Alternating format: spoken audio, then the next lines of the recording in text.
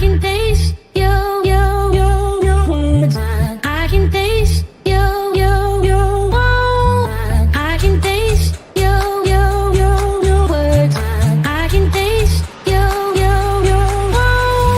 I can taste your words. I can taste your I can taste your words. I can taste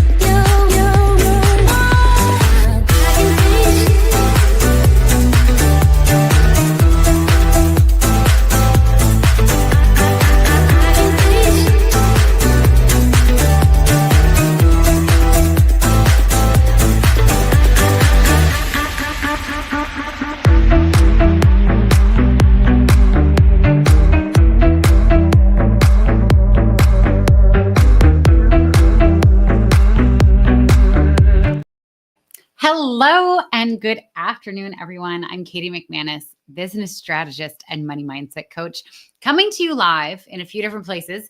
And hello, transformation psychologist over on Instagram, coming live on the Facebooks, on LinkedIn, YouTube, and on Instagram, obviously. Welcome. And I hope you're having an incredible week. Today, I want to talk about your favorite self. And this is a concept that I'm actually doing a lot of work on right now. I'm doing a lot of practices with my clients on this. I'm personally using this in my life and in my business, and it is changing so many things, and it's making things so much more enjoyable. And I'm actually getting things done on time-ish, which is an improvement. Although don't talk to my team. They might not agree with me. Anyway, so your favorite self, I'm just going to get comfortable here. Your favorite self, where this came from is I was in the seminar this summer, and I have a little confession to make. I hate the whole concept of ideal self or your higher self, right? And it's so big in the coaching world, right? The whole coaching world is built around constantly getting in touch with your higher self and figuring out who your ideal self is, right? Because like you're supposed to make yourself better.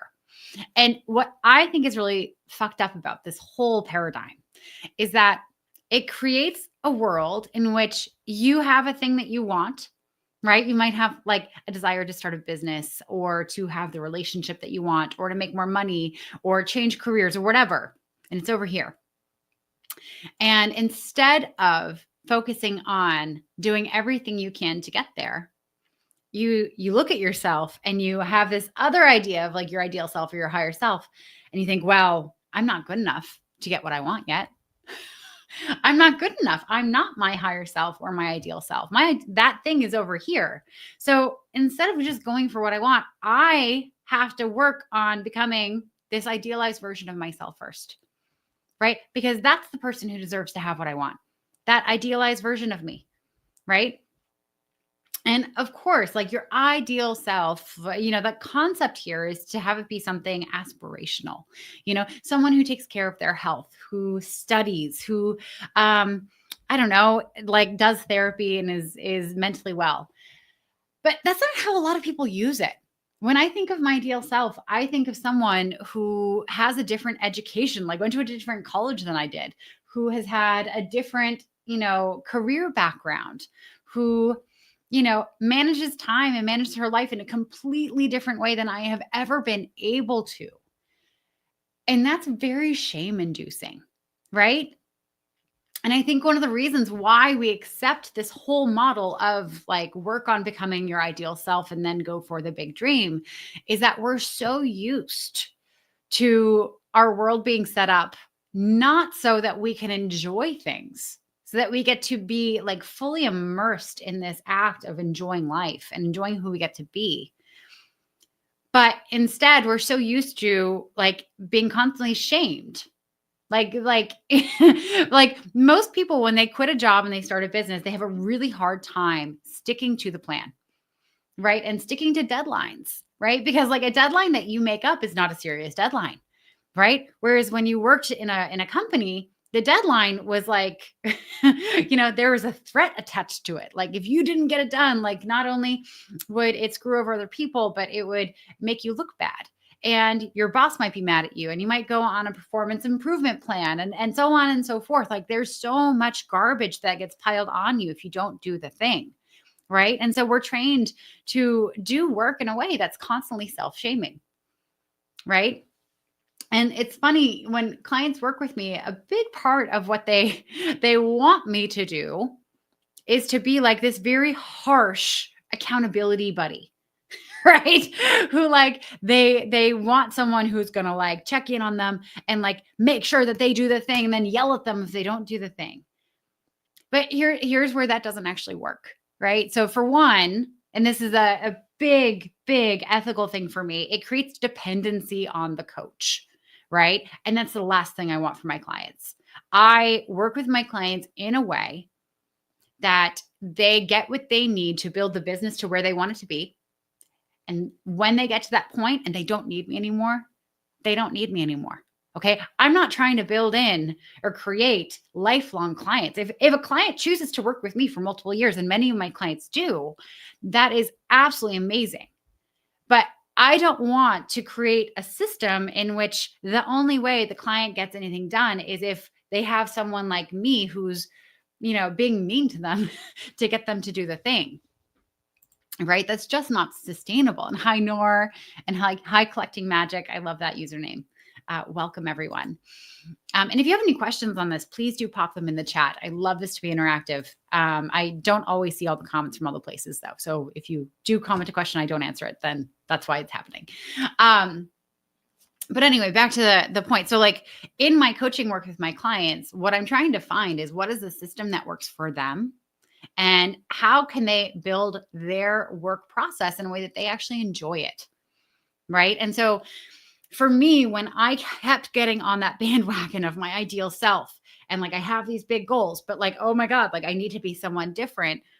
It's really a delay mechanism, right? It's like the fear part of our brain that doesn't want to admit that we think that we're not good enough for our big dream is like, oh God, well, let's focus on this kind of busy work project of becoming a better person, which is such an amorphous concept, right? It's not like a clear and cut metric measure, like ability to be measured metric goal, right? It's just like this hypothetical fluffy goal that we can like spend forever, our whole lives working towards.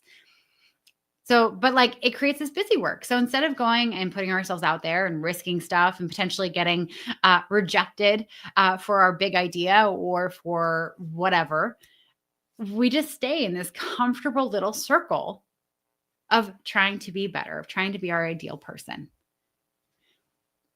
And if you have a big business goal, if you have, something exciting that you want to do, if you want to have impact in the world, like, sure, like to a certain degree, becoming a better person is going to make that better. But it's not going to be the end all be all. It's not going to help you get from here to there, to the big goal, to like making it actually happen. Right. And really, if you're constantly comparing yourself to your ideal self and thinking, well, I should be that, like you're never, even if you do reach that goal, you're never going to feel like you deserve it. You're never going to feel like this is exactly who I am and who like I'm the person who deserves to have all the success. LinkedIn user, I can't see your name. It's not showing up, but it's so comfortable. I know it's so comfortable. I know I love therapy and I love like reading like self-help books. And I love, all the personal development that keeps me in this room all alone by myself. I am with you. It is so comfortable, but it doesn't do shit for us reaching our goals. Right? So I'm in this seminar. So back to the story. So I was in this seminar and the teacher is this like really, really respected leader in their world. I'm not going to name it because he was talking about a book that he hasn't published yet. And again, and I'm also kind of like bashing the idea. So I don't want to like bash someone and like name who they are. Anyway, so they're talking about this first chapter of their book and they're talking about this ideal self. And immediately, hello, who is this? Monica. Oh my gosh, that's so funny. It might be a privacy thing. Hi, Monica. Yeah. So if it's a privacy thing, and I can't remember which privacy setting it is, but like, yeah. I'm happy to help you after this to like go and fix it because I want your name to show up. I want to know that it's you there. But anyway, so the teacher is going off on this whole thing about this chapter that he wrote for this book. It's all about the ideal self. And I could just feel myself like shrinking inside myself, like, oh God, like my ideal self is so perfect. I'm never going to be able to be her. And like, okay, this all sounds great, but like I've tried so hard to be my ideal self in so many ways, but I'm already so behind. Like in my mind, my ideal self weighs 20 pounds less than I do. She went to an Ivy League school. Okay. She has a master's degree or something. I don't know. She owns like a beautiful, beautiful brownstone in like an amazing city. She makes a ton of money. And like, yeah, like there's, and like her life is perfect. She eats a healthy salad every single day. She never, ever goes grocery shopping and then doesn't do all the meal prepping that she bought the food for. She never gets lazy and doesn't cook the healthy dinner. And she never, ever orders like unhealthy takeout. Right. I can't be her. That person does not exist. Right. And so as I'm listening, I'm not really listening at this point to this person talking about the ideal self and how you can leverage it to, get shit done because it's never worked for me. I started thinking about what would connect with me better. What would make me feel more inspired every single day? And I realized like there's a part of me that I really enjoy being who's so not perfect. Oh, and Noor, my ideal self, she is so fit and healthy. Yeah, right. And like, I'm sure you're healthy. I'm sure you're fit, but I'm sure your ideal self is always going to be the fitter, healthier version of who, like whatever you are right now. Right. And it's just not attainable for real people. Right. What's this? Today I make toast. Tomorrow I start my space program. Yes, exactly. Exactly. It's like, it's such a jump. So anyway, so I'm like, I'm in my mind and I'm like, thinking through what would actually motivate me. And really the thing that motivates me is when I'm having fun. The thing that motivates me and like where I'm my most creative, my most productive is where like I have that little giggle going on, like, I just can't wait for this next bit. Right. And I started thinking to like the moments where that enjoyment, that happiness, like that giggle comes out. And it's where I'm not being perfect. It's where I'm being my favorite version of myself, right? And my favorite version of myself like has mugs of coffee that, are a couple days old in her office. Not perfect, right? My favorite self, like when a best friend is having a hard day and she knows that like, they just kind of need a break from life. My favorite version of myself, like goes and gets pizza and buffalo wings and French fries and shows up with all this garbage food and ice cream to like help my best friend feel better. Right. And wine if they drink wine. Right. Like that's my favorite version of myself. My favorite version of myself, like, is a little witchy, like talks to her plants and, maybe has like muddy paw prints on her jeans from taking her dog to the PARK. I cannot say that word because you know who is sleeping over there. She will jump up and think we're going again. Not ideal, not perfect. Right. My favorite version of myself loves a good cinnamon bun, right? Like that is her end all be all. She just loves that. My current self is busy with making workshops to help women build systems. Yes. Yeah. Yeah. So this is the other thing, right? My favorite self is working on the scary ass shit that will help me get to my big goals, right? And that's the thing, like your favorite self, like when they're invested in the work, like they get shit done. And what's incredible about this whole conversation is every time I bring this up to my clients, or it's the first time that someone's hearing this, the immediate reaction is, well, I can't trust my favorite self. Like my favorite self would not have me do work right away. And so my next question is always, cool, well, what would your favorite self have you do instead? And one, like, without fail, and hi, Joe Gibbs, and hi, Tito, welcome. And without fail, it's one of two things. It's either move your body or take care of your space. Right. So I have numerous clients. I'll just use one example. Like one client, I asked this, they're like, I can't trust my ideal self. My ideal self would just send me to a dance class. Right.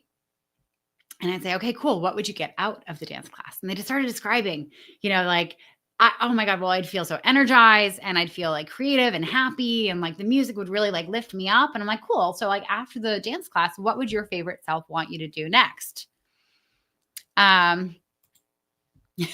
Your favorite self would want you to take a nap in a hammock. Amazing. But like, here's the thing, like movement, like this client. So like wanting to go and dance, like the next thing would be to eat something healthy and shower and get ready for the day. Right. And then the next question is, cool. Well, what would your favorite self want you to do next? It's like, get to work. Right. Use all this energy that it's got from the dance class and from eating food and getting ready and getting prepared for my day. So your favorite self is telling you that you need to take care of your body. You need to set your body up and your mind up to go and do the work that you really want to do. And instinctively, your favorite self knows that going to a dance class does that for you, right? So Monica, like your favorite self would want you to take a nap in a hammock. Like there's something so grounding about that, right? We do this thing to ourselves where we're like, like I'm tired, but I've got to push through. I have to get enough work done and then maybe I can deserve a nap. Right? Like we make it so that we have to deserve the basic human need of sleep. What? That's insane. That is crazy. I've never heard my dog. She doesn't talk. She kind of talks to me, but like, she can't vocalize this specifically. I've never heard her say, oh, well, I can't take a nap right now. I haven't worked hard yet today. Granted, she's extremely unemployed. So it's not like she has any work to do. But we're the only species who make ourselves jump through hoops in order to deserve rest. Right? But imagine like, if you like want to get work done, you're not getting work done because you're too tired. How's that going to go? Just sitting there stressing yourself out for longer about getting the work done. It's not going to work. I can tell you, I'm a big napper. Like whenever I get into that mode of like, I'm tired and I'm not getting anything done. I feel so stuck. Blah, blah, blah, blah, blah. My answer is to go and take a nap because I need rest. My brain needs a break. And sometimes I don't even fall asleep. Sometimes I just lay on my bed for 45 minutes with my eyes closed. And like my brain is almost like just cycling through all the thoughts that are just overwhelming me. And then there comes a point where I either wake up from the sleep or I realize, okay, I'm bored now. I'm feeling fine. Like the stress is gone and I get back to work. Right? So your favorite self, and what's funny for me is like, I hate cleaning. I hate cleaning. I'm kind of a messy person. Right? And so my favorite self, almost every time I like tune into her, if I'm feeling overwhelmed or if I can't get stuff done, if I tune into her, the very first thing that she wants to make me do is just tidy. 10 minutes of tidying. Take some mugs down to the kitchen, throw out some papers that don't need to be here. Put the couple sweatshirts that you have over on the guest bed, put those away. Clean, tidy all around you, and then you will be able to focus on the next thing, right? There's a reason why we have these big goals. There's a reason why we want to start businesses and write books and put ourselves out there in these ways, because our favorite self wants those things.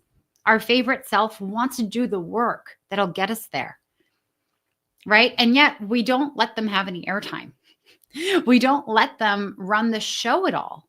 Instead, we try to like change ourselves into this ideal version of ourselves who makes everything so hard, who makes it like this massive obstacle course to become this different person who's perfect and does things to a really like weirdly specific standard that we'll never know, because it's like, it's perfection, and perfection doesn't exist. But we don't even let our favorite self build our business. We don't let our favorite self like be on the journey with us. So here's the incredible thing, is that when you shift gears, when you move into being more conscious and living in your favorite self, you get more stuff done, right? Because you're excited. You're in it. You're in that joy, in that giggle, right? You see, spelling words out to dogs and kids, they eventually catch on. Same thing goes for adults. I know. I've had to change like a couple words into code names, like pond means Backayard. I think she's forgotten the spelling of that, actually, so I don't have to spell it anymore, or I don't have to worry about spelling it anymore. But anyway, but yeah, when we shift into our favorite selves and like we see our to-do list, like what we gravitate towards is the stuff that we love doing, right? The things that we know will move us closer to our goals, or we gravitate towards the thing that will set us up for success to then go and do that work, right? Our favorite self knows that we have to tidy a little bit so that we're not feeling overwhelmed by our space so that we can get to work. Our favorite self knows that we have to go to a taekwondo class or something before we get into the work so that we can like really clear our minds and feel in our bodies. So I am developing a whole bunch of stuff around this, and I'd love to hear any questions you have around like favorite self or what your goals are and like how you can channel into it. But at the end of the day, this, Tito, this is such a freeing thought, right? Right? Like, and here's the thing, like there are a gazillion ways to do anything. There's so many. So if you wanted to drive from Massachusetts, for instance, to California, there are millions of routes you can take, right? Depending on how fast you want to get there. You know, do you want to stop off somewhere and see the world's biggest ball of yarn? Do you have friends along the way that you want to visit, right? Now, the ideal way could be any one of those. It could be like where you get to see the most people. It could be the fastest. It could be like where you stop off at spas each day so you can get a massage at the end of an 8-hour drive. That would be incredible. But there's also like your favorite self's way, right? Now, I don't know about you, but if you're driving for 5 days across country or longer, I think I'd prefer to do it my favorite self's kind of way, right? And it's the same with building a business, right? There are countless ways that you could build your business. There are countless ways that you could do the work every single day. And a lot of them that we've been taught, that we've been kind of raised in, have to do with leveraging shame, with just not getting in trouble, with not failing, with not fucking it up, with not like being laughed at. And I don't know about you, but anytime I think of those restrictions or those kind of guidelines for how I'm doing something, it takes the fun out of it. It takes the joy. It takes like me enjoying the process out of it, because it becomes all about fear at that point. And you can absolutely build your business that way. You can absolutely build your business in a way that is firmly rooted in fear of getting it wrong, in fear of failing, in fear of what other people are going to say. And actually, when you're doing your business in any way that's not your favorite self, you're automatically going to get there, right?